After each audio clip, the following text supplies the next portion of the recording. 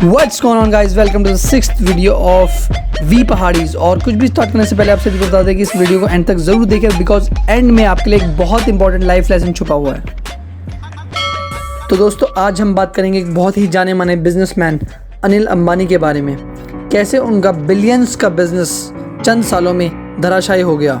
जी हाँ, अनिल अंबानी धीरूभाई अंबानी के छोटे बेटे और मुकेश अंबानी के छोटे भाई। जी हाँ, वही मुकेश अंबानी जिन्होंने पिछले साल 453 करोड़ रुपए का कर्जा देकर अनिल अंबानी को जेल जाने से बचा लिया था, और जिनकी करंट नेटवर्थ है 80.6 बिलियन डॉलर, जो कि वर्ल्ड के 6th रिचेस्ट पर्सन हैं। और जबकि अनिल अंबानी जो कि अपने टाइम पे वर्ल्ड के 6वें रिचेस्ट पर्सन थे, उनकी करंट नेटवर्थ है 0।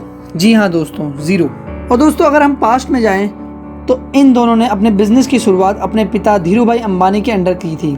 जी हाँ, धीरूभाई अंबानी अपने ज़माने के एक बहुत बड़े बिजनेस टाइकून, जिनकी 2002 में मृत्यु हो गई थी।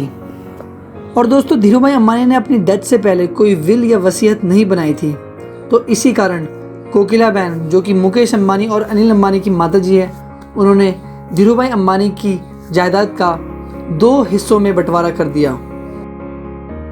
और दोस्तों अपने आए हिस्से से अनिल अंबानी ने एक कंपनी फॉर्म की, ADAG अनिल धीरूभाई अंबानी ग्रुप, जिसके अंडर डिफरेंट बिजनेसेस आए, communication business, power infrastructure business, और थर्ड था फाइनेंशियल सर्विसेज बिजनेस।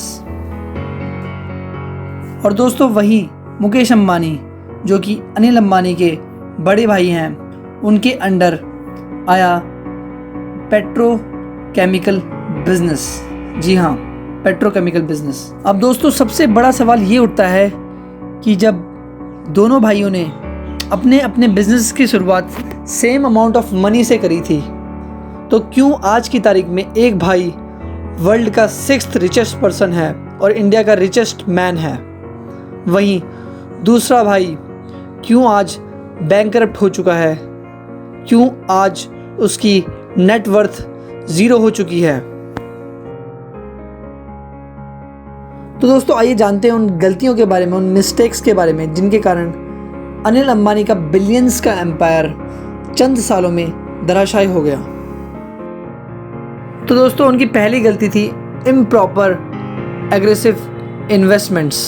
जी हाँ, बिना सोचे समझे उन्होंने अलग अलग बिजनेसेस में इन्वेस्टमेंट करना शुरू कर दिया था, क्योंकि दोस्तों उनका बिजनेस करने का स्टाइल उनके पिताजी से एंड उनके बड़े भाई से डिफरेंट था, या कहें अपोजिट था।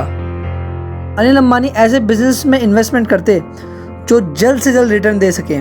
वो ऐसी बिजनेस अपॉर्चुनिटीज़ को चूज़ करते थे जो कम टाइम में ज़्यादा से ज़्यादा रिटर्न दे सकें, और इसी कारण अपने बिजनेस के एक्सपेंशन के लिए उन्होंने मेगा प्रोजेक्ट्स में इन्वेस्ट करना शुरू कर दिया, जिसके लिए उन्होंने जगह जगह बैंकों से लोन लेना शुरू कर दिया, जो कि आगे चलकर उनके लिए बहुत बड़ा अभिशाप बन गया।